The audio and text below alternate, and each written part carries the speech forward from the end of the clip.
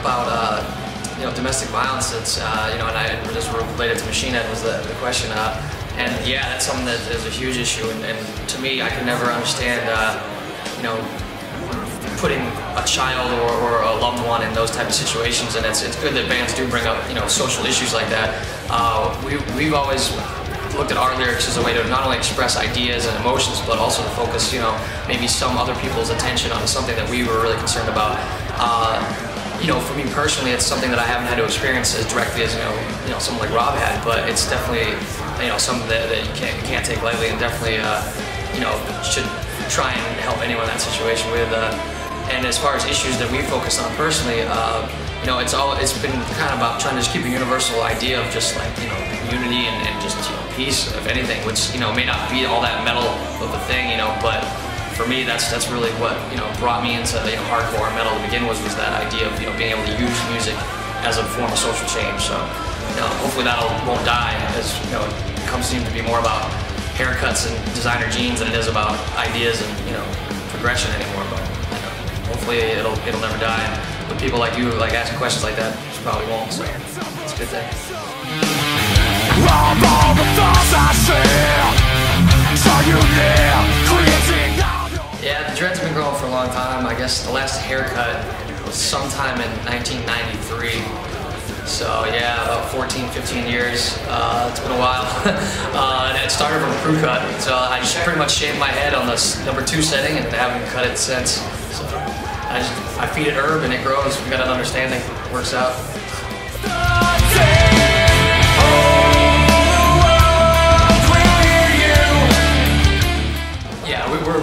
Couldn't be more excited to be part of the Black Crusade tour. When Machine Head first kind of asked us about it, it was a download, wanted to try and get us on this tour. And once we saw the lineup, we couldn't think of a better tour for us to come back. We haven't been to Europe and the UK in almost 2.5 years, so what better way to come back than on the biggest metal tour of like the last 10 years to come around. And we're also friends with all the bands to begin with, so that made it even easier to know you're going into a good situation with good people and get to see great bands every night. And we're just like lucky to be able to start the party. So, it's been awesome. And survived the first week, 2 more to go. We'll see what happens.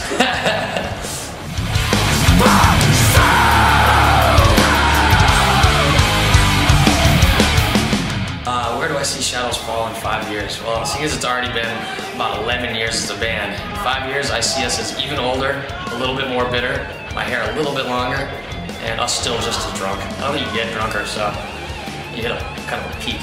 So, but I can't imagine us doing anything else. We don't. If the band does end, we'll all be somehow involved in music in some way. But 10 years later, and no signs of slowing down. So, in 5 years, we'll probably still be opening another tour somewhere. So we'll see.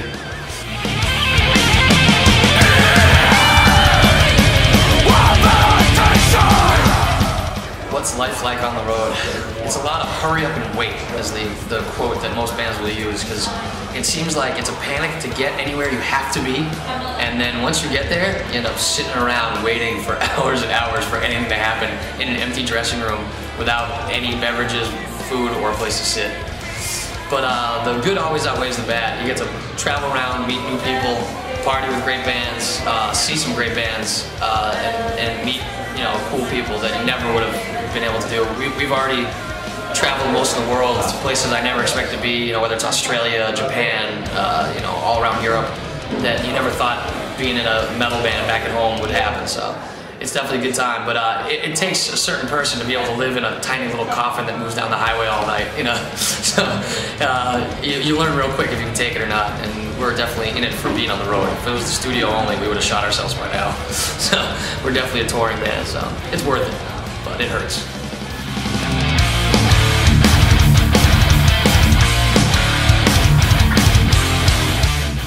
You get some weird things that fans do. There's the kind of normal ones, which are weird that it's normal, are the tattoos of your autograph, which is always a little weird because Sharpie on skin never leaves a good impression to begin with, so they're pretty much tattooing over like what looks like a little kid who's drunk trying to write their name. So I appreciate the gesture, but I'd rather see like a cool logo or like the artwork. But the other weird thing is you get the hand. We've had some pretty interesting like paintings done of us that I realized like, wow, I must be a pretty funny looking dude. Because the artist interpretation is definitely interesting.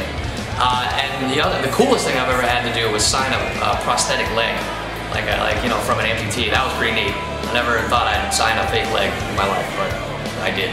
That was me and Randy from Lamb of God had to do that. It was pretty amazing.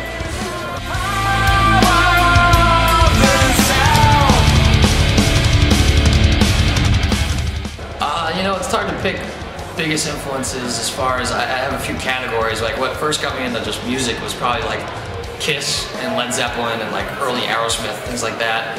Just from having like cool neighbors and older cousins who would just play rock records when they were still on vinyl. Then from there, it was probably the Bad Brains was probably my biggest influence to getting into hardcore.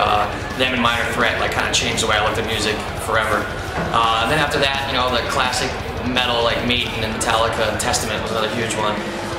And on a kind of outside of the metal and hard rock spectrum, Morrissey and the Smiths were a huge influence, as well as Joy Division, another favorite band of mine. So it's kind of have the light in the dark, you know. You know, I still get influenced by new bands to this point now. You know, you never know where influence is going to come from. So those are some of the big ones. Everyone should check out the Bad Brains.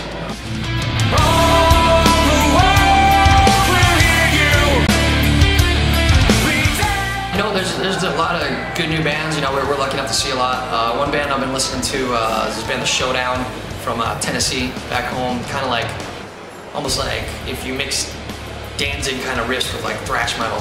The guys that still remains, I think, are a good young band who are really starting to find their own sound. And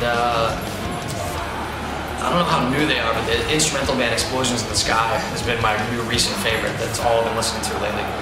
It's just huge, epic, instrumental kind of soundscape stuff. So real just amazing peaks and valleys, you know. So those are three that come to mind, but always on the lookout for new cool bands. So if you know any, let me know.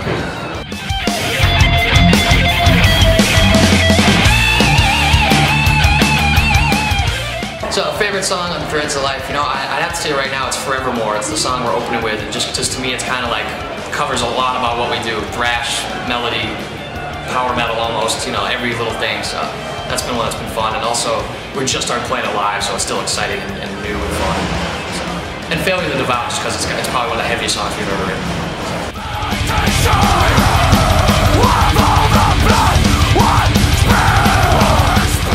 His favorite pastimes on the road, skateboarding whenever I get a chance.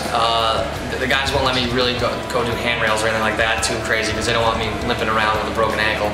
But I still get to hit up some parks every now and then. And besides that, on the Xbox 360, it's all about Call of Duty and Rainbow Six. So there's a lot of downtime, so you find ways. You know, there's always porn.